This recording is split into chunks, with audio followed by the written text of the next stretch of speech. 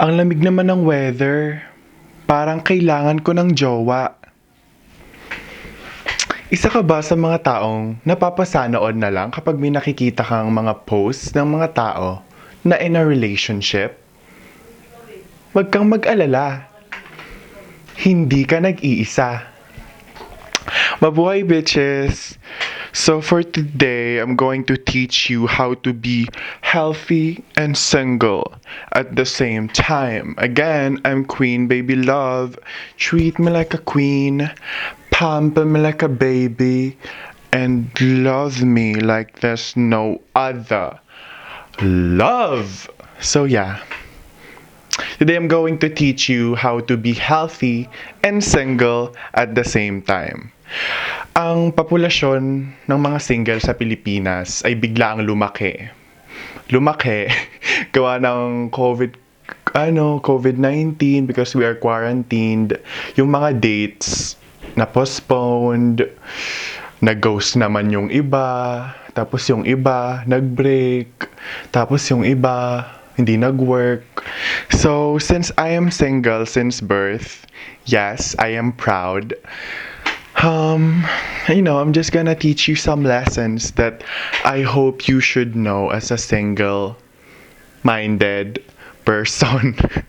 I mean, as a single person, like your relationship status is single.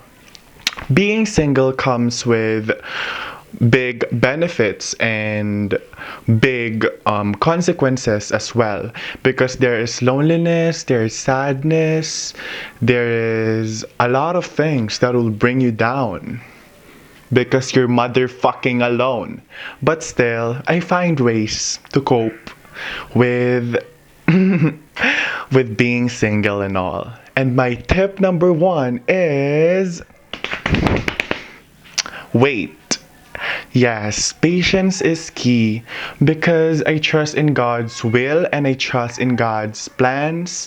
And yeah, for me, in my opinion, I just have to fucking wait in order for me to find someone worthy of all this gorgeousness I possess. Because, ano ba yan? Hindi nga ako irarash ko. Parang, ayoko lang mag-rush into a relationship, like tatakbo ko, parang maghahanap ako like, oh my god, wala na akong jowa, kailangan ko na maghanap. Wala, I just don't believe in kailangan mong maghanap, kailangan mong kumuha ng iba, kailangan mong kunin yung ex ng kaibigan mo dahil walang-wala ka na talaga. Because I don't see jowa or nobyo people, boyfriend or girlfriends, as a sexual object that you could just borrow and return. Borrow and return, like magpapalitan lang kayo ng best friends mo. No, I don't see people that way. So yeah. For me, patience is the key at this time. In this fucking pandemic, yes, I think patience really do work its miracles when it comes to being healthy. Number 2 is let go of the settling for less mentality. What I mean is don't settle for less because you deserve the fucking best. Alam niyo yung mga, basta, nakakairita yung mga taong ganun. Yung mga taong okay lang na I'm being abused in this relationship. Okay lang na I'm being verbally or physically abused, na I'm being treated as a sexual object. At least hindi ako single, at least may jowa ako, may boyfriend or girlfriend ako this time. Alam mo yon, like, bitch, don't condone those type of bullshit. For me, if I were to have a boyfriend, I won't condone none of those bullshit. You know, like, oh my god, okay lang na toxic yung relationship namin. At least we have a relationship. Bitch, you should know your worth. You should know your value. You should know your fucking worth and value. Like, that manok know its value, and his or her value is to croak I mean, tutilaok. So, yun yung ano niya, yun yung purpose niya, yun yung value niya, yun yung pakinabang niya. So, sana ikaw din maging manok. Know your fucking value. Like, don't settle for less. Because that that settling for less mentality is so baba. It's so ew. So ew. If you're abused, if you're intoxicated, if you're treated as a sexual object, like you can't wear that clothes, you can't wear that shorts, you can't wear that, you can't wear that, you can go with your friends, you can go with that. Bitch, no. If I were you, I would just stay single. Single. Single. Single. I mean, single is fun. Trust me, all. If you're being choked for a long time, being single is the best way to cope with it. Yeah, because you will have time to breathe. You will have time to fly. You will have time to be alone and appreciate your motherfucking worth. Yeah, so being single, and being single is not that fucked up as you perceive it to be, fucker. Number 3 is focus on self-love, self-care, self-discovery. Self-love and self-care is the most vital of the most shittiest things here in the world, in the single world. Diba? Hindi nyo naintindihan? Ang ibig kong sabihin, importante ang self-love, self-care, at self-discovery. What do I mean by self-love? You have time to love yourself. Look in the fucking mirror and tell yourself, I'm so blessed. I love myself. That is fucking self-love. Because you're loving yourself. You're loving what you see. You're loving your reflection. At mahal mo ang sarili mo. Ting! Self-care is, you take time to pamper yourself. Like, oh my god, I'm going to buy myself this bag, this cologne, this clothes, this sunglasses, because I want to pamper myself. Like, maghihintay ka? Kapag dahil Valentine's Day, saka ka lang ipapamper ng jowa mo? No, no, no. In the single world, that doesn't work. You have to pamper yourself, bitch. You have to pamper yourself. Duh, wala kang jowa, mag-aantay ka. Kaantay ka mong maliligaw sa'yo. Bitch, no. And self-discovery is the best because you have time, because you're fucking alone, you're fucking bored. So you discover things about yourself. Like, ay, malaki pala yung dede ko. Ay, may talent pala akong iba. Ay, magaling pala ako dito. Ay, I'm the best at this. Ay, like, self-discovery. Like, duh. Dahil kapag in a relationship ka, you're only interested in your partner. Like, oh my God, magaling ka palang magluto. Like, kunwari sa manok, magaling ka palang tumilaok. Ikaw, bitch, focus on yourself. Duh. Ay, ka-irita yung mga taong. I mean, I'm not bitter. Because, dati talaga bitter ako, like, super bitter. But now, see? That manok just croaked again. And if I were bitter, I would have cursed at her or him. Minura ko na yan. But since I'm not bitter, and he or she knows his worth and value, I respect it. Ding! Duh. And number 4 is be independent. In the single world, being independent is vital as well if you want to survive. Being independent takes a lot of courage and bravery. Man up or woman up.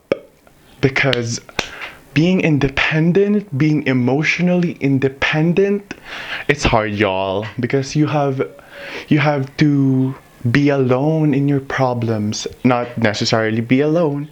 You can have a friend. You can have a family, you can have a relative, you can have a best friend to be emotionally vulnerable with. But in times, you have to deal with shit alone. You have to deal with your problems alone. You will not have a jowa like, babe, I have a problem. Can you help me with this? Ano pa bang tawagan? Love, can you help me with this? Bitch, you're single. And you have to find ways to be healthy. I've been eating healthy. You know, I keep it squeaky. Saving up my energy, saving up my energy. Can you stay up all night? Okay, since wala ka 69, you have to be independent. I mean, not in a sexual manner, but you also have to be independent when it comes to dealing with shit. You have to know how to do this stuff alone, how to deal with this shit alone, how to deal with these people alone, how to deal with this stupid persons alone. You have to be your own queen. This will be my thumbnail. Fuckers. I mean, bitches. See, I'm so pretty. That's part of self-love, self-care, and self-discovery. Because talaga, I was like, I'm so, like, okay lang, sakto lang. Pero ngayon, I'm so pretty. I'm so pretty. I'm so pretty. Because I am, dear. I've been single for a long time. And I'm not fucking blind. So if you're blind, open your eyes. Open your eyes, bitch, and see my beauty. See your beauty. Appreciate it. Yeah. So, tip number 4 is be fucking independent. And let's move on to tip number 5. Focus on happiness. Happiness doesn't have to depend on some fucking man or some fucking woman. It has to depend on you because you're fucking single. Okay? I didn't warn viewers about the profanity, but still, fuck it. So since we are single, we have to depend our happiness on us and us and us alone. Why? Because we have no one to depend it on to. Happiness, ang kasiyahan, it doesn't have to come from outside forces like a jowa, like again, flowers and chocolates, which is so fucking vague. Flowers and chocolates, earrings from Pandora, gifts from Valentine's Day, that is so vague and old-fashioned. Being ghosted. I mean, chinachat ng malanding chat. We have to find ways to be happy alone. And if that means trying out new things like TikTok, like